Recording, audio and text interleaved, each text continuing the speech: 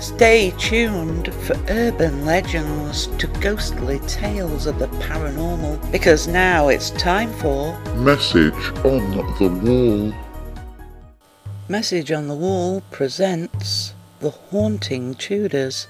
In English history there is no more prominent family that returns to haunt than that of Henry VIII, along with all 6 of his wives. After marrying his second, and probably better known of all his wives, Anne Boleyn was soon doomed when she didn't produce the promised son and heir.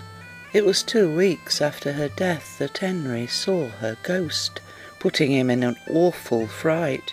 And likewise did he see the spirits of monks on his deathbed, or was it just a guilty conscience? That is something we will never know. Henry VIII is now reputed to haunt Hampton Court, which he turned into a royal residence in the 1530s, extending the building to turn it into a palace. Henry's first wife, Catherine of Aragon, was exiled from court and placed under house arrest for her refusal to accept a divorce, and like a good little lady go into a nunnery. She ended her days at Kimbolton Castle in a run-down room full of damp and draughts to make her life as uncomfortable as possible. That is where she died, and where she is said to haunt, the castle now being a private school catering for 4 to 18-year-olds. And then there is Anne Boleyn, a wife number 2, who was soon out of favour when Henry became smitten with Jane Seymour. Being brought up on trumped-up charges of witchcraft, adultery and incest, Henry wanted a swifter end to the marriage than when ridding himself of Catherine of Aragon. Anne was more compliant, signing the divorce papers, but it didn't save her as her fate was sealed. Held prisoner at the Tower of London, it was a place she was never to leave, and being beheaded within its walls. Since her demise, Anne Boleyn seems to have kept herself very busy, being one of the many prominent ghosts to haunt the Tower of London.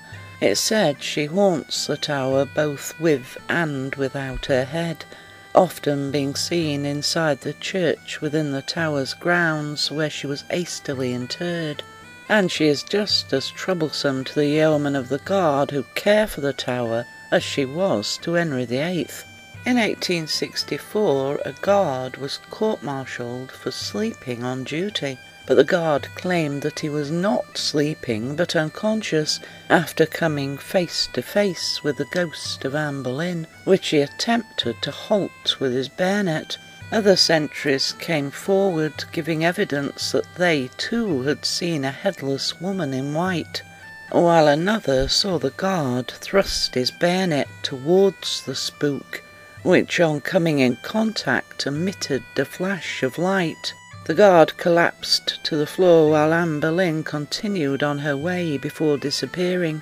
It seems such a bizarre story, but the court-martial found the guard not guilty.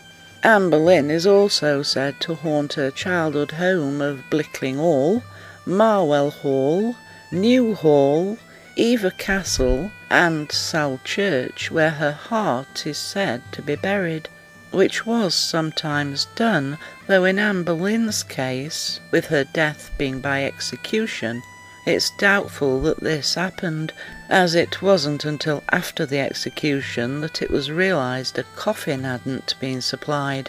Her body, along with her head, was put into an arrow box and laid to rest at the altar of St. Peter's ad Vincula. Within 24 hours of Anne's death, Henry was betrothed to Jane Seymour, with a marriage ceremony taking place 10 days later.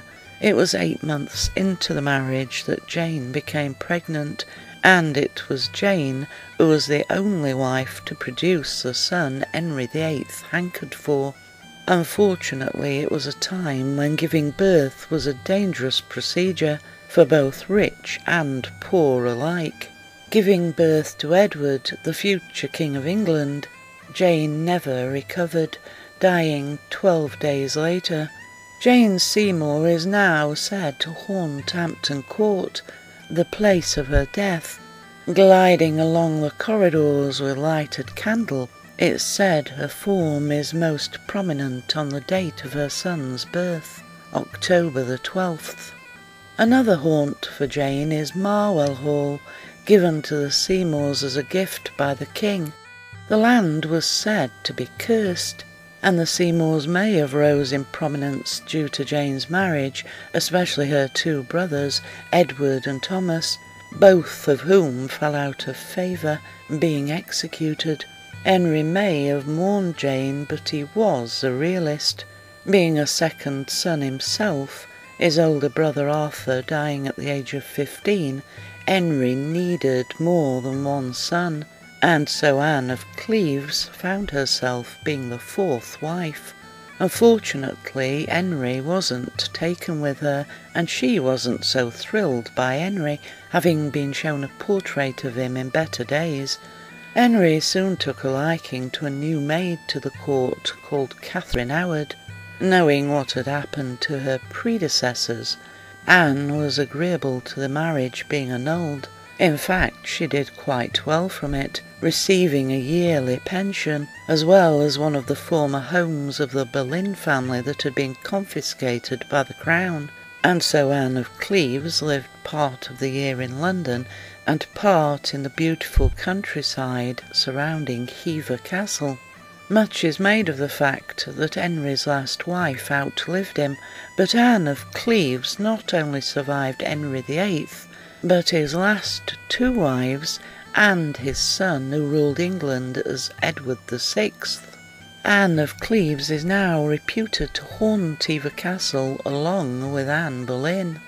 Within months of the annulment from his fourth wife, Henry married his fifth, being no more than a teenager at the side of the bloated, ageing king with an infected leg that gave off the vilest of smells. Catherine Howard may have been too young and too naive when it was found she had been familiar with another man and was having an affair. Henry wanted her gone, and so Catherine Howard went the same way as her cousin Anne Boleyn, to the chopping block. During her short time as Queen, Henry, wishing to show off his beautiful young bride, set up a royal procession taking in the north of England. Stopping off at the city of York, the couple were guests at the King's Manor House. The female ghost at the Manor House is thought to be Catherine Howard during her happier days, when she was married to a king and dallied with the young men of the court. It was at Hampton Court that Catherine was arrested. Knowing that Henry was in the chapel, breaking away from her guards, she ran to the door, pleading with him as she was dragged away. This event is now said to have etched itself on the atmosphere, to replay with Catherine running along what is now called the Haunted Gallery. Catherine's betrayal hurt Henry deeply, and though most say he married one last time for companionship, there was still that need for male heirs. Catherine Parr had been married and widowed twice, both her husbands being much older. Her mother had been lady-in-waiting to Henry's first wife, Catherine of Aragon, with Catherine Parr being named after the Queen. Catherine was still young and of childbearing age at 30 years old when she married Henry VIII. The marriage lasted up to Henry's death just over 3 years later. This left Catherine free to marry the man she had been close to before Henry took an interest, the man in question being Jane Seymour's brother, Thomas Seymour. Without obtaining permission from the boy king's council, Catherine and Thomas married 4 months after Henry's death, and 10 months later Catherine became pregnant. She gave birth to a daughter named Mary, but was as unlucky as Thomas's sister, dying 6 days later.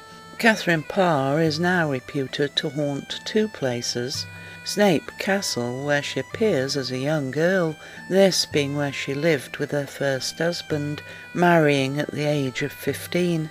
The other is Sudeley Castle, where she died and is interred within the chapel on the estate's grounds. It's said she usually wears green and appears to be looking for something. It could well be her daughter who she is looking for, who is thought to have died at the age of 2 years old. And that is the haunting Tudors. You have been listening to Message on the Wall, brought to you in association with Paranormal Parodies. You can find Paranormal Parodies at paranormal-parodies.com.